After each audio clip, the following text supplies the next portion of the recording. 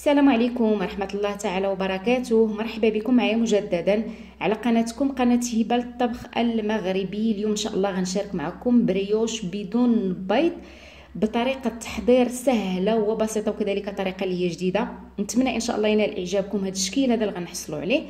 كيجي هذا البريوش اخف من القطن. نتمنى ان شاء الله تجربوه بنفس المكونات اللي غنشارك معكم وغتحصلوا على واحد النتيجة ولا اروع. المهم بلا ما نطول عليكم خليكم على الاخر نتعرفوا على المكونات وطريقه التحضير. بالنسبه للمكونات الخاصه بالعجين، خديت واحد الاناء ضفت له ما يعادل نصف كيلو من الدقيق الابيض او الفورس. عندي انا هاد الزلافه كتهز 2 ديال الاكواب بقياس كاس شاي او كاس العنبه من وزن 150 غرام.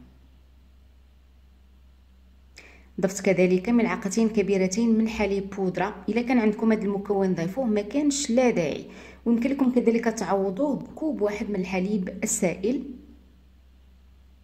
ملعقه كبيره من الخل، يمكن لكم تستعملوا الخل الابيض او الاسمر اللي كان متوفر عندكم. رشه من الملح لتصحيح الذوق. كيس من سكر منكه بزهرة البرتقال ما يعادل 7 غرامات ونصف. يمكن لكم كذلك تعوضوه بالقشور ديال الليمون او الحامض اللي كان متوفر عندكم. كيس من خميرة الحلويات او بيكين باودر من وزن 7 غرامات او ملعقة صغيرة ممسوحة. نصف كوب من زيت المائدة او زيت النباتية، دائما العبار بنفس الكوب اللي غنعبروا به المكونات جميعها. من جهه اخرى خديت واحد الاناء ضفت له ملعقه كبيره من خميره الخبز او خميره حبيبات الخميره كتبقى حسب الجو. وكذلك ضفت واحد الكميه من السكر كيبقى حسب الذوق. تقريبا ضفت واحد الكميه ديال 4 ديال المعالق كبار مملوئين. ضفت كذلك كوب واحد من الماء الدافئ، الكوب يكون مملوء جيدا. بالاستعانه بواحد الملعقه خلطت المكونات مع بعض جيدا وخليت هاد المكونات جانبا يتفاعلوا. ديك الخميره كتذوب خلال دقائق. المكونات ديالنا تفاعلوا كما كتلاحظوا معايا. من بعد كتجي المرحله ديال جمع العجين بهاد السوائل. بديت كنضيف داك المكونات بشويه بشويه. انا كنجمع العجينه ديالي واستمريت هكا في اضافه الماء. المهم بالتدقيق احتاجيت الماء يعادل 2 ديال الاكواب الى ربع من الماء الدافئ. العجينه خاصها تكون خفيفه كتلصق نوعا ما في اليدين باش البريوش كيجي خفيف فيما بعد. ما تخليوش العجينه قاصحه نهائيا. وبالنسبه للعجينه ديالكم لا داعي باش تدلكوها، غير كتجمعوها فقط بالاطراف ديال الاصابع. من بعد غطيتها بواحد الاناء وخليتها جانبا تختمر ويضاعف الحجم ديالها. فاش كيكون هكا الجو سخون كنخليو العجينه ديالنا غير فوق سطح العمل. اما فاش كيكون الجو بارد كنلتجؤوا للتخمير او سريع، او يمكن لكم توضعوا العجينه ديالكم في واحد المكان اللي هو دافي بحال الفران مثلا. كيف ما كتلاحظوا معايا في الصور العجينه ديالنا اختمرات، فرغتها من داك الهواء اللي كيتشكل في الداخل. ثم بديت كنشكل كويرات وحاولت كندهن اليدين ديالي وسطح العمل بشويه ديال زيت نباتيه باش العجينه ديالنا ما كتلصق ليناش يعني فوق سطح العمل. هاد الكميه اللي كتشوفوا معايا ديال العجينه شكلت منها 18 كره صغيره، لانه ان شاء الله كل بريوش واحده غتكون مكونه من 2 ديال الكرات. غنشارك معكم واحد الطريقه ديال التشكيل مميزه وكذلك عمليه تكون هكا سهله باش تحضروا هاد النوع هذا من البريوش اللي كيجي بشكل اللي هو مربع.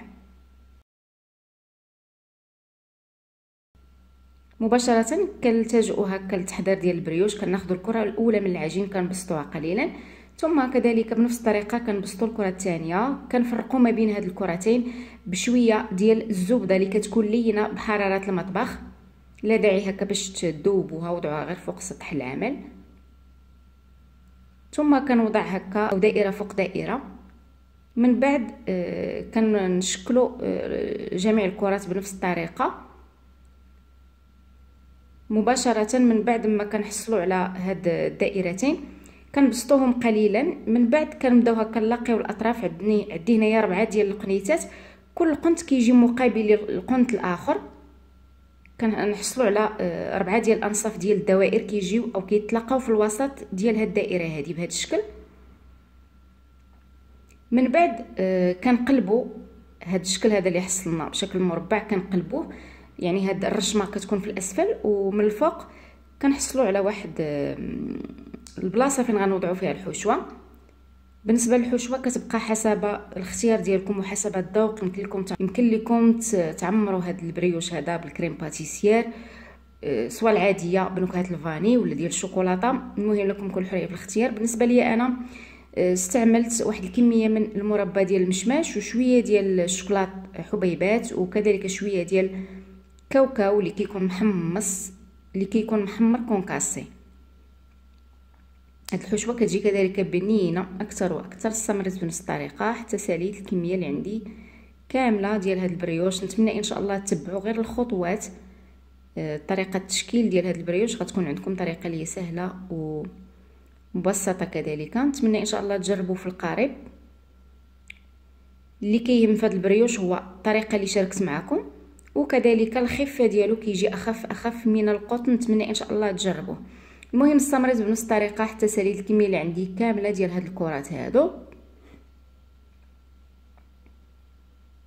وهذا هو البريوش ديالنا من بعد ما ساليت التحضير ديالو. كيجي بهاد الرشيمه هادي، يعني الحشوه كتكون هكا من الاسفل وكذلك كنحصلوا على هاد الرشيمه هادي من الفوق. خليت البريوش يختمر تقريبا واحد المده ديال 5 ديال الدقائق حسب الجو. اين فوا كنلاحظوا انه بدا كيختمر كناخذوا واحد الخلطه ديال الدهن اللي كتكون ما فيهاش البيض نهائيا. كناخذوا ملعقه صغيره ممسوحه من قهوه سريعه الذوبان، وكذلك ملعقه صغيره من السكر وملعقتين كبيرتين من الماء. كنخلطوا هاد المكونين بالاستعانه بالبانسو. كنبداو ندهنوا من الفوق ديال البريوش بهاد الطريقه هادي. وفي هاد الاثناء الفرن ديالنا كيكون سخون مسبقا على درجه حراره 180. النار كتكون من الفوق ومن الاسفل. اللي عنده هكا الفرفاره يشعلها ماشي مشكل. وبالنسبه لطريقه الطهي ديالو داخل الفرن ديال الغاز كنكونوا هكا منقصين الفران على درجه حراره قصوى. كنكونوا مشعلين غير الاسفل. ان فوا كيتحمر البريوش من الاسفل كنشعلوا عليه النار من الفوق باش ياخذ داك اللون الذهبي المميز.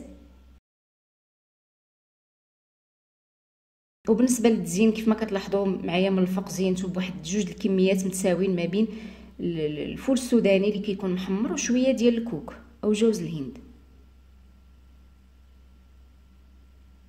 مباشره من بعد ما كيسخن الفران تقريبا واحد المده ديال ربع ساعه حتى ثلث ساعه كندخلوا البريوش ديالنا او اللاطه في الاسفل او في الوسط. من الاحسن يكون الوسط. كيف ما قلت لكم سابقا النار تكون من الفوق ومن الاسفل. لا كانت عندكم الفرفاره شعلوها على درجه حراره 180. كتخليوه حتى كياخذ داك اللون الذهبي المميز من كلتا الجهتين. وهذا هو الشكل النهائي ديال البريوش ديالنا. كيجي خفيف بزاف اخف من القطن. النتيجه امام اعينكم. نتمنى ان شاء الله تجربوا في القريب. تحضروا الكوتي ولما لا حتى الفطور كيبقى مزيان في واحد البواطه تخليوها داخل الثلاجه. فاش كتبغيو تستهلكوه كتسخنوا في الميكرو اوند كيجي بحال يلا صايبتو اول مره. المهم بلا ما نطول عليكم، كيف ما ديما عجبكم فيديو ديال اليوم او الوصفه ديال اليوم ما تنساوش تشجعوني وتدعموني بلايك وتعليقتم بارطاج. ولا كنتم الناس اللي اول مره كتزوروا القناه فضلا ما تنساوش تضغطوا على زر الاشتراك او زر ابوني باش توصلوا دائما بالفيديوهات ديالنا. لكم مني كل الشكر والتقدير والى الملتقى باذن الله. نهاركم مبروك.